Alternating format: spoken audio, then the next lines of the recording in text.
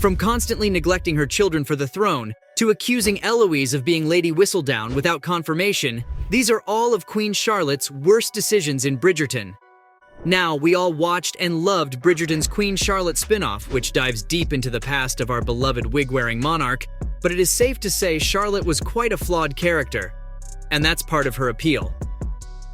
The spin-off focuses on her as a 17-year-old girl, being married against her will to a man she barely knows, the future King George III of England. From the very beginning, we see Charlotte as a willful, self-possessed, and extremely stubborn person.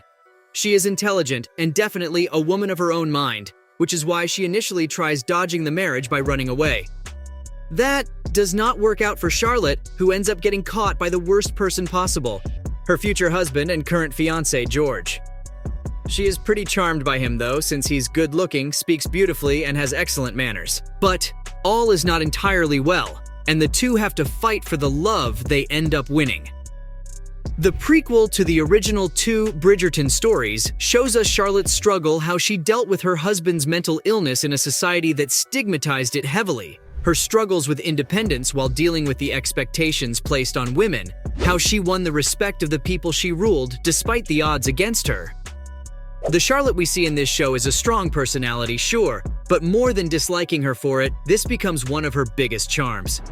Watching her go blow for blow with her horrible mother-in-law, seeing her softer side as she helps George deal with the terrible effects of his schizophrenia, and even getting to see her friendships with Lady Danbury and Violet Bridgerton bloom in real time are all wonderful moments that help the viewers flesh her out in their heads. She goes from the distant, bad-tempered ruler with the massive wigs to a person with a rich past and more intelligence than the people around her had bargained for. Even so, Charlotte made her fair share of mistakes, because the qualities that make her so magnetic are the same ones that cause her to stumble. Her first real mistake was not one of a political scale to an extent. She neglects her children, acting more as a figurehead and queen to them than an actual mother. Now, this may be an understandable error, since the 19th century was not exactly a time period that prioritized children's well-being. There wasn't particularly a concept of shielding them from the realities of life, and the expectations placed on them were often just as crushing as the ones placed on adults. But Charlotte's children, all 15 of them, are not just anybody. They're the future powerhouses of Europe. And so they spend their childhoods learning to be perfect, not how to be good people.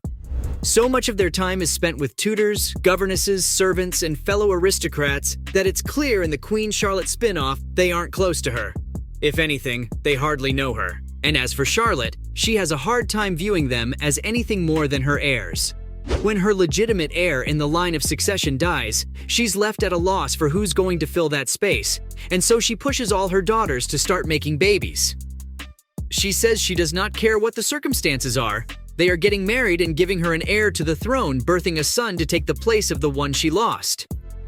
Pretty insulting, right? It's standard fare for the 19th century for women to be treated like broodmares, but it has got to sting coming from your own mother. Eventually, the princesses do reach their limit with this behavior and end up telling Charlotte how heartless, objectifying, and inconsiderate her decision-making has been so far. They also tell her the truth about her mothering skills, that she's been so remote from them all this time, she can hardly expect an open dialogue of communication between them. She does end up feeling terrible about the way she treated them, but the damage has been done. Next, there was the time she accused Eloise of being Lady Whistledown, without any confirmation of the fact. You might remember in Season 1 that Eloise Bridgerton, the spunky, free-spirited second daughter of Violet Bridgerton, becomes intrigued by the true identity of the gossip columnist Lady Whistledown, whose pamphlets are the tea-spilling sensations that rule polite society. She takes matters into her own hands when it comes to uncloaking the real person behind it all, and this catches Queen Charlotte's attention. Now, Charlotte is a pretty independent person, that much is clear even from the brief glimpses of her we get in Season 1. She does not like being upstaged at all, and she rarely works together with someone unless she sees a mutual benefit in it. When she realizes Eloise is smart enough to actually get a good lead on Lady Whistledown, she reluctantly agrees to helping her unmask the gossip columnist. But when they can't really find any convincing evidence about who she could be, Charlotte turns around and accuses Eloise of being Lady Whistledown the whole time. She has no definitive evidence about this at all, saying it instead as a result of the pent-up frustration she feels, because they were unable to find the real culprit. It has a pretty awful impact, since Eloise is accused of being a sneering gossip, a liar, and a traitor to her community. Of course, in the end, the true identity of Lady Whistledown is revealed when we find out she was the alter ego of Penelope Featherington the whole time. But if Charlotte had not realized her mistake and taken back the accusation, she could very well have ruined Eloise's life forever, and the rest of the Bridgerton family's lives too.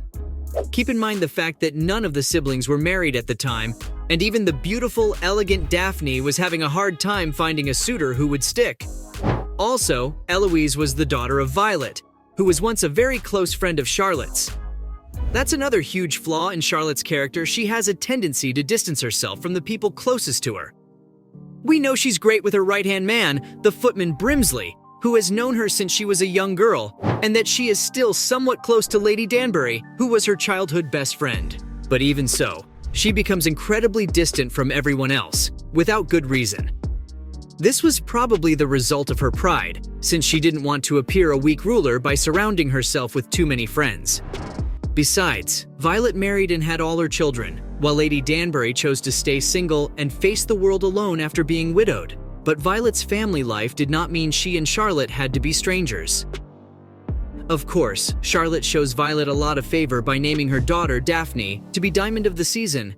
But then again, that's due more to Daphne's own natural charms than it is to Charlotte, or the love she and Violet had for each other once upon a time when they were young girls. We know she's quite a lonely woman, despite being queen, since she's so remote even from her own children.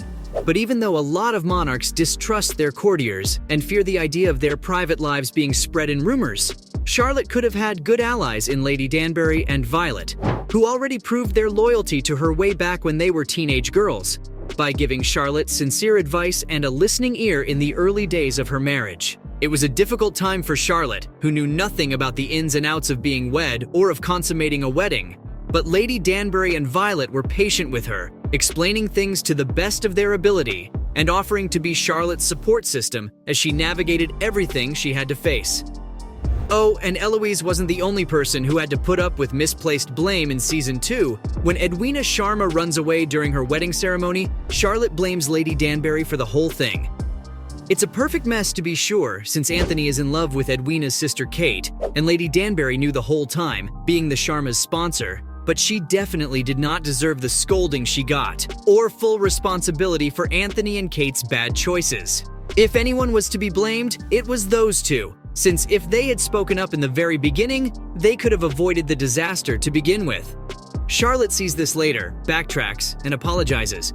But even then, boy, was Lady Danbury hurt at the accusation. So, we've established that Queen Charlotte is not perfect. But that's okay. She's human, and the crown on her head makes us forget that sometimes. Even if she's made her mistakes, she's overall a good-hearted person who just happens to stumble every now and again. So, from falsely pinning Eloise as Lady Whistledown to neglecting her children for the throne, those were all the worst decisions Queen Charlotte made in Bridgerton.